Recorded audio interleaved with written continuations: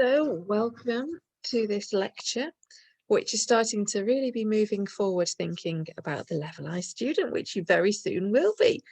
And, just to kind of say again, we are just super proud of all of you, of how amazingly you've done this year to get through what we've all been through, from the kind of the stress and health kind of concerns to the online learning sort of concerns, and then to the sort of transition and hybrid sort of um, approach and so on. So it's been quite a journey that we've been on, but you guys have been so resilient, so hardworking, so motivated, and it's been so great to see how every single one of you has developed over this time that we've had with you. And so this lecture is starting to think about the Level I student. And a few years ago, until 2 years ago, I used to teach on Level I mainly, and so I'm very familiar with the course. I think you're all going to really enjoy it. I think you'll find it very stimulating, very interesting. There's some fascinating topics and areas that are covered on there. But also in terms of your academic skills and academic reading and writing and so on, I think you'll find it kind of stimulating and beneficial as a kind of a step up. And so to sort of start to prepare you for that, that's the purpose of this lecture. So I'll just move the next slide on. The aim is to build on what Pina already said to you last week about Level I. She talked to you more about the content and the sort of the curriculum and the learning outcomes and so on. So I'm going to more be talking today about the way of studying, the way of learning and so on in Level I. And unpacking this, how can you continue to develop as a successful student? And a few kind of tips and advice from my own experience as a student, but also as a tutor. So let's get moving. So firstly, kind of an overall mindset. And I think, obviously every single one of you learns in a different way. Every single one of you has experienced this year in a different way. Your first year of university is always different than what you have previously done. We find this all the time, not just in COVID times. We find that students perhaps are surprised by what university learning is like, university life is like, and so on. And so for each of you, you will have been on some kind of journey this year. And so as you're transitioning up to Level I, there's going to be a continual journey in your studies and learning. And so a few thoughts here. I think it is important as you're moving to Level I to really prioritize your studies. So perhaps not making any kind of sweeping statements here, but perhaps Level C was more about sort of finding your feet, being away from home for some of you, less so than perhaps you'd intended, some of you, because of COVID, and you had to be back home a lot more than you'd thought. But perhaps for many of you, Level C was about passing the year, just getting through the year, learning how to find your way around campus, perhaps learning how to connect with tutors, how to write academically, how to find the library, how to find books in the library, on the online library, and so on, and how to kind of use lectures, seminars, tutorials, and so on to the best that you can. And so actually, I do think there needs to be a bit of a shift of mindset for many students from moving from Level C to Level I to say, right, okay, I've passed Level C, I've done what was required to get through that, but now this is getting a bit more serious, because Level I and Level H both are part of the final grade that you will get when you graduate. So Level I isn't just a pass-fail, but actually these grades really count towards your final grade. So it's important to have this in mind, to have a shift perhaps in your priorities, to prioritize your studies. So obviously we are completely aware that for some of you, you have additional challenges and burdens and things to juggle, like caring for relatives, perhaps your own children or other people. Perhaps you have a job, and actually perhaps you need that job to financially fund yourself throughout your studies. And so whilst of course we'd all love it if we had no restrictions, no responsibilities, no other burdens or things to juggle, so that we could only do our studies. That's not the real world that we live in. So we do understand that. However, I would really encourage you to think about how can you prioritize your studies. And that might be, for example, thinking, okay, I'm going to perhaps, as the second bullet point says, try to be organized and manage your time. So perhaps I was having a conversation recently with some students about what was the level I timetable going to be like, and were there gaps between sessions and so on. And so if there are gaps between sessions, I'd really encourage you to use them to study. So if you've got 2 or 3 hours, you could pop to the library, do some reading, do some research, that kind of thing. Even things like, watching TED Talks on the topic, or that sort of thing, will all add to the experience for you. And so trying to be organized and manage your time and prioritize, so that that your studies aren't the last thing that are factored into your busy life, but that actually you perhaps plan ahead and think, right, okay, I'm going to block out the entire of let's say you're free on a Monday afternoon, no teaching, for example. Perhaps you'll say, right, okay, I'm going to block out the entire of Monday afternoon. I'm going to use that to do my recommended reading. And then I'm going to block out, for example, the entire of Wednesday afternoon, and I'm going to use that to work on my next assignment.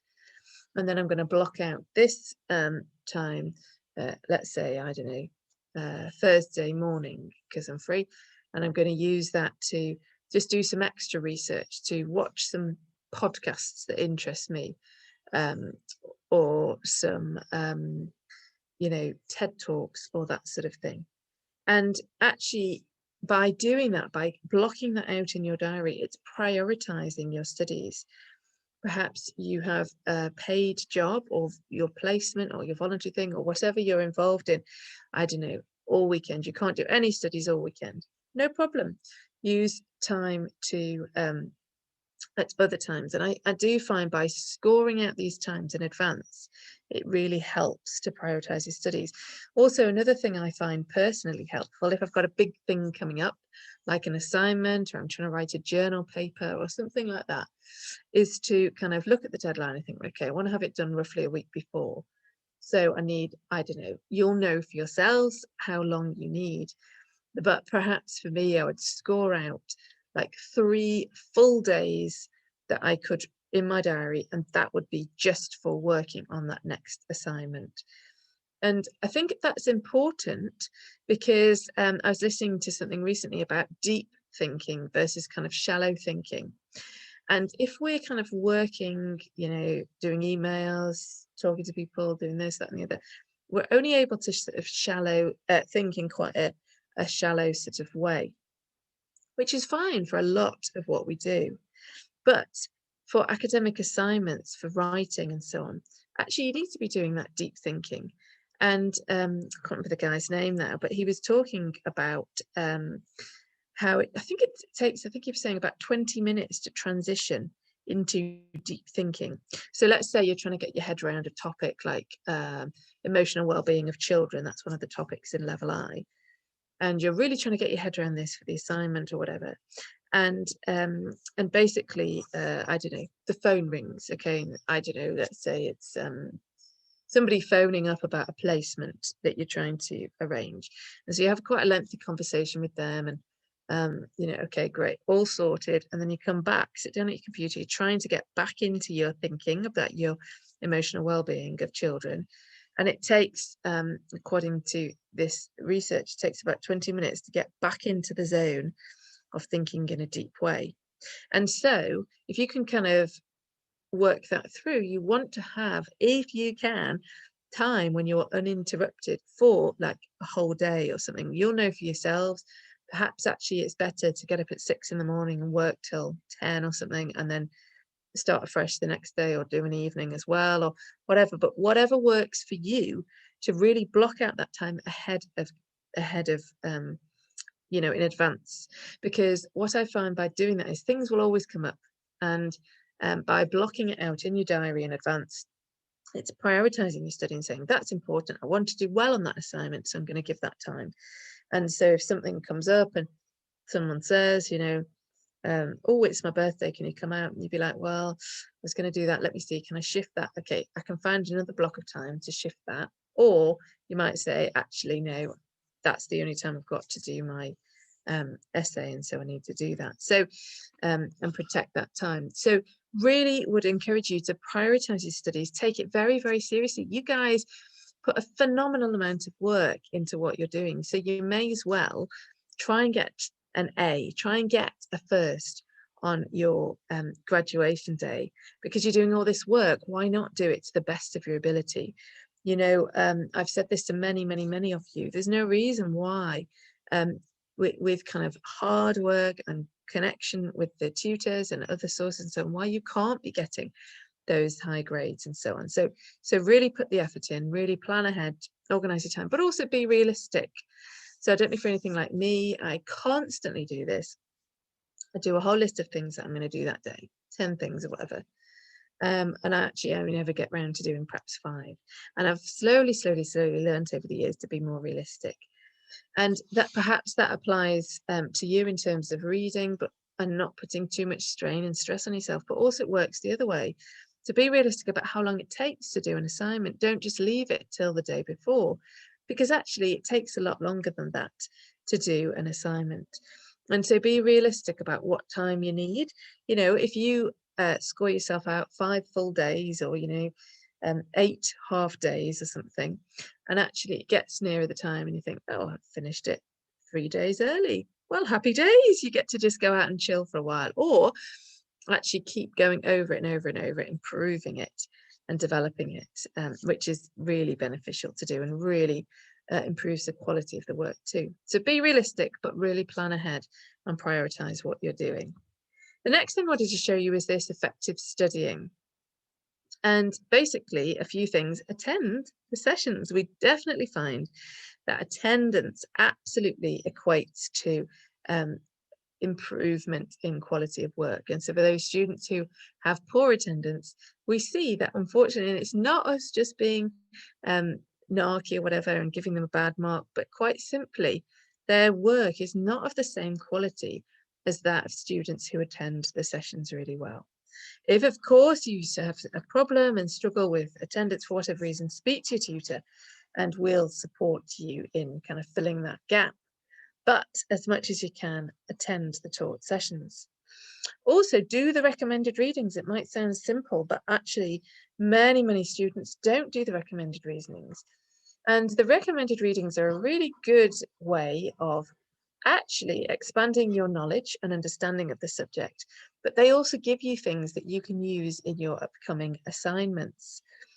And also they're kind of building into this bank of sources that you have generally that you can draw on. I was speaking to students recently about, for example, children's rights and the EYFS, and what was the other thing I was saying? Bronfman Brenner. Some of these are the things that we have as early childhood theorists, if you like, and we can just pull these out and talk about these to back up what we're saying. And you're going to be continuing to develop this, at the bottom there, I've called it like a log, a kind of a toolbox of knowledge that you can build on. So I would really encourage you to get your notes, whatever way works for you, whether that's handwritten, printed, typed out, electronic, whatever it is. Have your notes, log them and collate them methodically, because you know you might be doing this work now, and when you get to the 3rd year you think, actually I'm doing a dissertation on this topic. It would be really handy to be able to look up what I did about play, or to be able to look about emotional well-being of children and this kind of thing. So really I'd encourage you to log your notes from the taught sessions, but also from the recommended readings, and also from the independent reading that you do. And when I say log, I mean, yes, okay, have some notes about it, but absolutely put the author's name, the title of the work, the year, if you can, the publisher and so on, any information that you'd need to find that source again, because there's nothing worse, and I've done this many, many times myself, and I know many of you will have done as well, than thinking, okay, great, I've got this great bit I can put in my essay, and it's all about, you know, how photography helps children to process loss, for example. And so you're like, where is it? Where is it? Where is it? And you go back, you spend hours going back through, perhaps your notes weren't as organized as they could have been. You finally find it and it's like, oh, and it just says, I don't know, 2012 or something, or it just says, Sue said this or something. And it's like, I don't know who, I can't find the source, I can't reference it, I can't use it as a source. So put the information always in your notes where you get that from, so that you can use those sources in your writing at a later date. And then also, just to draw your attention there to the third bullet point, do independent reading. I always say absolutely no reading is wasted. And definitely as you're moving on to level I, you can see on that graph there, the work done completely correlates with the credit received or with the mark that you get. So increased work equates to increased work. Of course, there's times when perhaps that's, you know, a little bit not as linear, not as straight a line, but you know, if you kind of work hard and connect with tutors and so on, we can help you to get really good grades. And doing independent reading and independent research is absolutely one of the things that will mark you out. So if you are doing an assignment and you're suddenly like, oh yeah, you know, I've read about this topic, I've watched a few TED Talks on this topic. TED Talks, by the way, are excellent resources. They're kind of interesting to watch, which is nice. They're usually fairly short, perhaps 15-20 minutes, on a very niche or specific topic. And they are usually very, very recent research information there. So absolutely use those. But other things, you know, sometimes, I mean, when you're looking on YouTube, we always say, you know, weigh these things up. Don't just accept them as truth just because they're on YouTube of all places. But, you know, perhaps there are interesting talks that you can find out about, I don't know, how children think when they are 2 years old or something, and watch them with critical eyes on and thinking, is that really true? Does that really match up with what I've read in a book the other day or what my tutor did in the lecture, and how does it connect up? But doing this wider research and evaluating it and analysing it will really, really help you in a very much in an ongoing way as you deepen your study moving forward into level I. Also, know your own learning approach. And so just like we say, every child is unique, every student is unique, and you'll have your own way of learning that's good. Perhaps you find it helpful to take notes, perhaps you find it helpful to watch the lecture back 5 times, perhaps you find it helpful to draw pictures, do a mind map of the lecture content or whatever it is. But reflect back on level C and be honest. You know, if you've not worked as hard as you could have, be honest with yourself. Or if you found it a struggle, be honest. If you found it tricky to do referencing or find sources or whatever, be honest. But also be kind to yourself, because it has been a hard year. You've all done amazingly. And, you know, don't be too hard on yourself as you're reflecting. But do look back and think, right, okay, what have I learned about myself as a learner and how I learn best, so that I can feed this forward in my ongoing learning in level I. Coach yourself. Think positively. So perhaps you have people around you, peers or family or friends, who coach you, who support you and speak positive truths into your life, into your mindset, into your learning journey. As tutors, we try to do that as best we can, but of course, for each of you, the whole Bron from Brenner thing, you'll have that sphere of influence, and that's great. But also, you need to coach yourself. You need to speak positively, think positively to yourself, and encourage yourself, and you know, not necessarily force yourself, but really give yourself a boost and say, come on, you know, stop being lazy, get on with this, you can do this, you know, keep going. And alongside that, don't hide from your worries or insecurities, but face them head on. So what I mean by that is, you know, I had a chat with a student recently who was really just struggling to get their head around referencing. And they were like, I'm just so ashamed, I just can't work it out, just don't know what to do. I said, no, that's the whole point of why we're here, to help you with that. And so, with a bit of time and a bit of practice, we can sort that. But if people hide from that and just think, oh, I'm too embarrassed to say anything, I'm just not going to, then they're potentially going to go all the way through.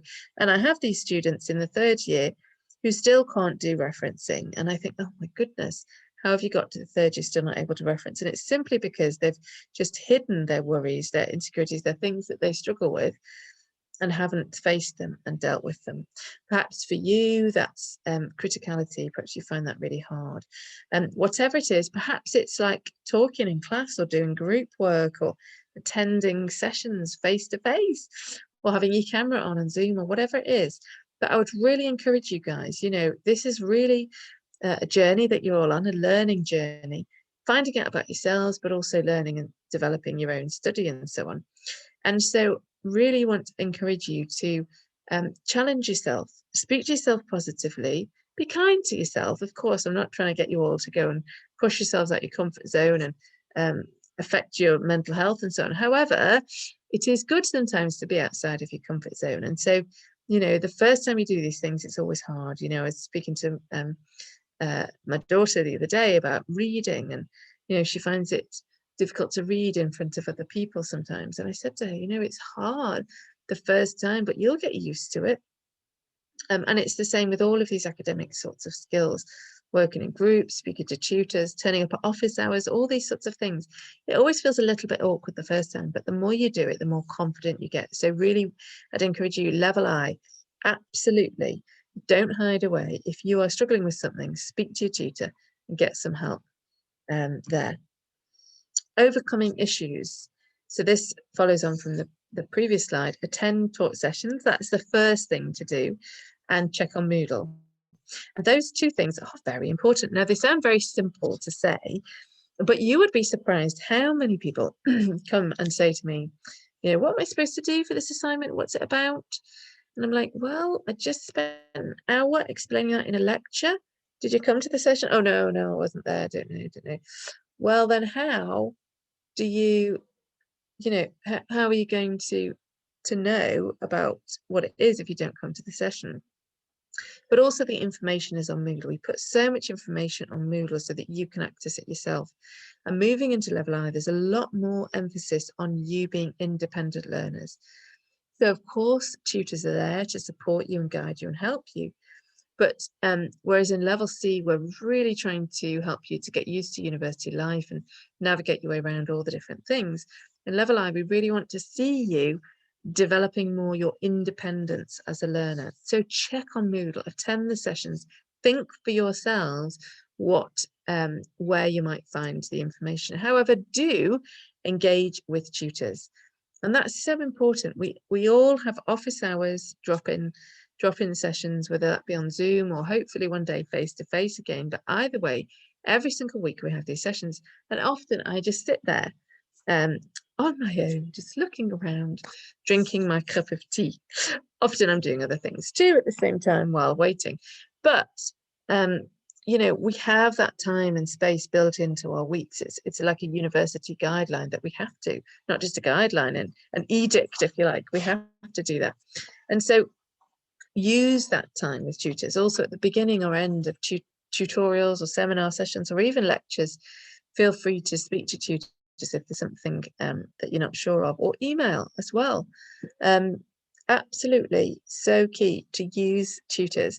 And I've said this before, often people perhaps feel a little bit embarrassed or not sure about going to the tutor, and so again, like I was saying on the previous slide, perhaps they hide away. But for those students who come, and I have one student who tends to come every few weeks and just say, how's this? Can you look at my work? Can you do this? What about this? What about this? What about this? Absolutely brilliant. And you can see the amazing progress that student has made as a result. Yet those who feel a little bit embarrassed to go and say, I still don't know how to do referencing. Can you look at my essay and tell me am I doing it right?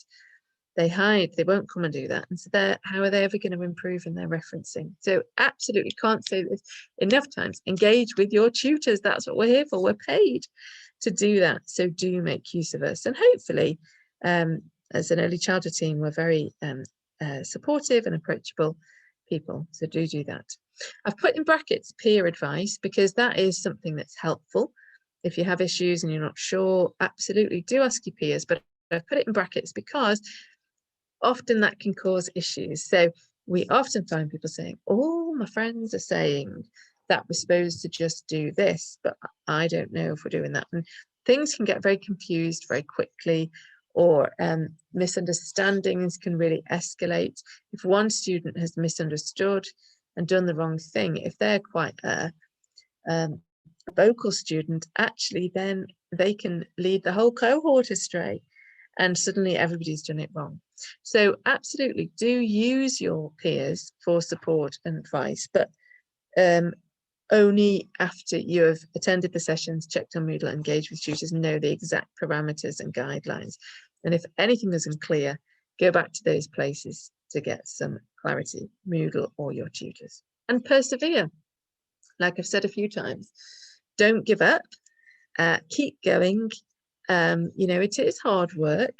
That's because you get a degree in the end. If it was really easy, everybody would be doing this, but it's not. You're going to end up with a degree, and that's very worthwhile having. So make sure that you persevere, keep going, and you'll get through these issues that arise. Also, I haven't put on this slide, but I should have done.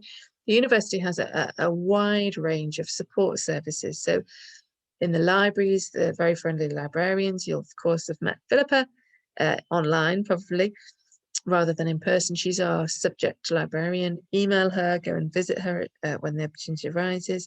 She'll help you so much in terms of finding sources and that kind of thing. We also have the writing mentors in the library. Again, use them to help you if you're slightly struggling with your academic writing, or you're always getting B's and you want to shift up to the A's. Use the writing mentors to help you. They're basically people who are perhaps postgraduates, so they've just finished their degree and they're perhaps doing further study, and so they get paid to help undergrad students. So they perhaps provide a slightly different perspective than tutors do. So that's helpful. But there's other services, you know, the sort of support and wellbeing centre, you know, the IT services even. But the university have quite a broad spectrum of services of support. So whatever the issues are, please persevere, find help, and get through whatever those things are, because you know, you deserve it, and I'm sure you can persevere and do well with that.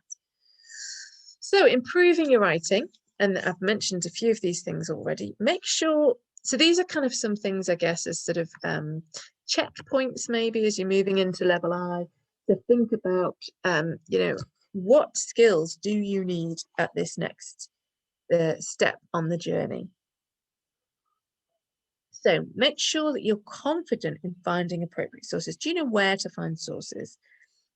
And when I say appropriate sources, what I mean, of course, is academically robust sources that have been peer reviewed. So Google Scholar, the Library Catalogue, Leganto, they're the only places really that you should be finding sources to use in your written work. If you're struggling with that, speak to a tutor, or possibly more, speak to the librarian, Philippa. Just say to her, I really just can't get my head around. And you can always say to her, she says to me sometimes, you know, students come and say to me sometimes, Sarah told me to come and speak to you to find out about this. Is that okay? And she said to me, you know, sometimes she finds students are perhaps less confident to go and see her. And so they use me as, you know, Sarah told me to come. That's absolutely fine. I'm telling all of you to go. So go and use Philippa for that. But expand your reading to increase the number of sources to incorporate in this. Absolutely, the level I student, I've said already, independent learning is very much a focus there. But that expansion of your reading. So whereas I've said generally to people, in a paragraph that's half a page, I'd like to see at least 3 references. Level I, develop that even more fully. And the only way to find those references is to expand your reading, to give you more sources to incorporate there. Make sure that everything you say is supported with appropriate sources. So if you write anything in the essay, I've said this before, imagine me sitting on your shoulder saying, how do you know that? Where's that information from? And provide a source to say that. If you just know it anecdotally because someone told you it down the pub or because you saw it on TV or you kind of remember it a little bit from school, that unfortunately isn't any use in an academic piece of work. You need to go and find a reference to support what you're saying. Be analytical. And I've just put a note there that criticality, critical engagement, we sometimes call it, critical analysis, it's not the same as being negative. So when we say be more critical, we're not saying, can you point out 5 things that are wrong with that source? We're absolutely not saying that. What we're saying is be analytical, evaluate, weigh things up, discuss them. How true are they? How much do they compare and contrast with one another? And that sort of thing. And I'm going to show you a little bit in a moment the academic phrase bank, which is very useful for that. Further down, you'll see there. But see the library resources. So I'll just quickly click on that link. Will it let me?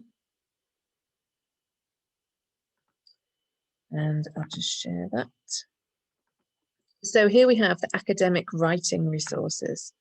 And so there's quite a lot of information here about writing essays, being organized, some tips there that you might find helpful, how to structure work, writing a report there, useful books, even somebody talking about it there, how to write an introduction and so on. There's a tab about critical writing, which I think many of you might find very helpful there. I've just been explaining there about criticality. It's just so important to get your criticality right. There's an assessment that you do, the annotated bibliography in level I, which really forces you to do this, but you must, in everything that you're doing, have these critical eyes, not negatively thinking, but kind of evaluating and weighing up and analysing things. So that will tell you a little bit more about criticality there. And you probably don't need these 2 things just yet. So that's that one. Then I'll go back to the PowerPoint there. So that's the library resources. But this one here, the academic phrase bank, is actually Manchester University. So I'll just share that. And I find this so helpful. I show it to people at all stages. I've probably shown it to many of you already, but if you literally just type in Manchester Phrase Bank or something, academic phrase bank, into Google, it will come up with this. But the link is also on that PowerPoint slide. And if you click it, there's various tabs and things here to help you. But if you click on this being critical tab, it shows you different ways of doing. For example, identifying a weakness. So rather than saying there is a problem with this because and saying the same thing every time, this gives you different ways to say it. So Jones fails to acknowledge the significance of this. Smith fails to fully define what this means. The author overlooks the fact that something to something. And so it's simply different ways of saying it. And we can scroll down and see some other examples there. And yeah, you can explore that yourselves. One that I find really helpful is this compare and contrast tab, because this is kind of the essence of criticality, comparing and contrasting. So comparing within one sentence, let's see, whereas, while, this interpretation of this. And so it just gives different language. So rather than always saying, however, this is similar because, or this is the same because, or so-and-so highlights this. Actually, this gives you some different ways of saying things. So here we are introducing similarities. Both, Jones and Smith share a number of key features. There are a number of similarities between these, and just quite a few things there, but equally introducing differences, it gives you some ideas of how you could do that. And so what I often do, even now as I'm writing things, I have this often open as a tab. And so when I'm trying to think of how could I write this in a more interesting way, I perhaps scroll through and just have a little look through and I think, yes, this one here will fit really well, in contrast to earlier findings, no evidence was detected. So, sorry, so the Manchester Phrase Bank, I think you'll find really, really helpful in terms of helping you with your criticality, but just your sort of language development and so on. So if we pop back to the PowerPoint, sorry, why don't we share PowerPoint? So that's kind of expanding your language. Use the Manchester Phrase Bank to kind of develop more in depth what you're saying and so on, and add some variety. Use the writing mentors. I've already spoken a little bit about this. Oops, so on my computer. Let me just share that with you. The clicker's stopped working. The writing mentors, I've already mentioned, but you can find out about them on that website there. And it shows you, for more information, click here to make an appointment, fill in this form. And so again, that's a service that the university provides. And so absolutely use it and make use of that to improve your writing. For example, you could take a piece of work that you've done this year and say, you know what, I want to know how to improve this. Or again, build in time, that thing of planning in advance and so on. When you've got a piece of work coming up, perhaps make an appointment 2 weeks before and go to them, or even at the very beginning and say, this is my plan. How do I turn it into an essay that looks interesting? Or how do I build a sense of argument into it? Or the week before, go and show it to them and say, how can I improve now the criticality within there or the sense of argument and so on? So use the writing mentors. Ensure that you're confident at referencing, and that's a link there to referencing. Referencing is a real pig. It just takes time to get used to, but once you've got your head around it, actually you've got your head around it and you can just do it then and just get on with it and so on. And so it's so important now at this stage, as you're kind of finishing level C, moving on to level I, that you really take the time to get confident referencing so that you can just do that without hardly thinking in level level I, and moving on into level H. So there's some things in terms of how you can improve your writing. And here we are. Overall, as I'm kind of finishing off, this is my final slide. Believe in yourself. You guys are amazing.